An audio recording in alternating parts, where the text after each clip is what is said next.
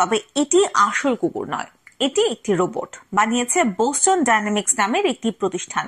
স্পটকে দেখা গেছে যুক্তরাষ্ট্রের ফ্লোরিডায় নবনির্বাচিত মার্কিন প্রেসিডেন্ট ডোনাল্ড ট্রাম্পের বাড়িতে। সিক্রেট সার্ভিসের হয়ে সেখানে নিরাপত্তার দায়িত্বে রয়েছে কুকুরটি। যুক্তরাষ্ট্রের ফ্লোরিডায় অভিজাত পাম বিচ এলাকায় রয়েছে ট্রাম্পের গলফ রিসোর্ট মার-এ-লাগো। নিউ ইয়র্কের বাইরে এখানেই পরিবার নিয়ে বসবাস করেন ট্রাম্প। আর এই রিসোর্টের প্রাঙ্গণে টহল দেয় রোবট কুকুর স্পট। স্পট দুর্নিয়ন্ত্রিত অথবা স্বয়ংক্রিয়ভাবে চালিত। কুকুরটির কাছে কোনো অস্ত্র নেই, তবে এটির পায়ে লেখা রয়েছে এটি পোষ্য নয়। এর মধ্য দিয়ে মূলত ট্রাম্পের বিশাল এই সম্পত্তিতে টহলের কাজে নিয়োজিত স্পটের কাছাকাছি আসা লোকজনকে সতর্ক করে দেওয়া হয়েছে। মার-এ-লাগোতে স্পটের টহল দেওয়ার একটি ভিডিও টিকটকে ভাইরাল হয়েছে। এতে অনেকেই কুকুরটিকে শান্ত, চতুর, ভয়ঙ্কর এমন নানা বিশেষণে অভিহিত করেছেন। এমনকি কুকুরটি গভীর রাতে টেলিভিশনের পর্দায় আমেরিকানদের রসিকতার অন্যতম খোরাক হয়ে উঠেছে। যদিও স্পটের কাজ হাসির কোনো বিষয় নয়। ক্যালিফোর্নিয়ার মেনলো কলেজের রাষ্ট্রবিজ্ঞানী মেলিসা মিচেলসন বলেন, কেউ রোবট কুকুর পোষার জন্য আগ্রহী নন এমনটা আমার জানা নেই। এটি দেখতে মোটেও ফুটফুটে নয়। বিগত মাসগুলোয় প্রেসিডেন্ট নির্বাচনের প্রচার চলার সময় ট্রাম্প দুবার হামলার শিকার হয়েছেন।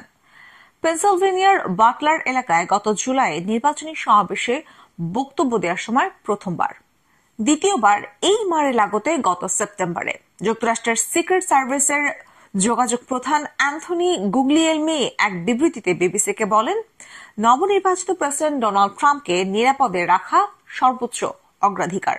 নিরাপত্তার কাজে রোবোটিক কুকুরের ব্যবহার নিয়ে সিক্রেট সার্ভিসের কাছে সুনির্দিষ্ট কিছু প্রশ্ন করেছিল বিবিসি, তবে প্রায়োগিক নিরাপত্তার উদ্বেগের কারণে এর জবাব দেওয়া হয়নি। এমনকি ট্রাম্পের বাড়িতে কবে থেকে স্পট কাজ করছে সেটাও জানানো হয়নি। বোস্টন ডাইনামিক্সও সুনির্দিষ্ট প্রশ্নের উত্তর দেওয়া এড়িয়ে গেছে, তবে জানিয়েছে তাদের তৈরি রোবট কুকুর স্পট নিরাপত্তার কাজে ব্যবহার করছে সিক্রেট সার্ভিস। বন উইলিয়ামস একসময় সিক্রেট সার্ভিসের এজেন্ট ছিলেন। বর্তমানে তিনি নিরাপত্তা ও ঝুঁকি ব্যবস্থাপনার প্রতিষ্ঠান ট্যালন কোম্পানিজের প্রধান নির্বাহী কর্মকর্তা। রন উইলিয়ামস বলেন, ট্রাম্পের উপর হামলার ঘটনা সিক্রেট সার্ভিসের নিরাপত্তা সংক্রান্ত প্রযুক্তি হালনাগাদ করার প্রয়োজনীয়তার বিষয়টি সামনে এনেছে, যাতে আগেভাগে ঝুঁকি শনাক্ত ও তা প্রতিরোধ করা সম্ভব হয়।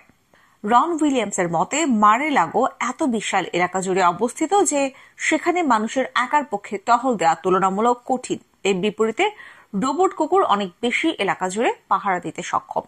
ট্রাম্প জয়ী হওয়ার পর মাস্ক কেন মার-এ-লাগোতে ঘন ঘন যাচ্ছেন, এই নিয়ে প্রশ্ন অনেকের। তবে শুধু সিক্রেট সার্ভিস একাই নয়, বরং বিশ্বজুড়ে সামরিক বাহিনী ও আইন শৃঙ্খলা রক্ষাকারী বাহিনীগুলো নিরাপত্তার কাজে রোবট কুকুরের ব্যবহার ক্রমে বাড়ছে।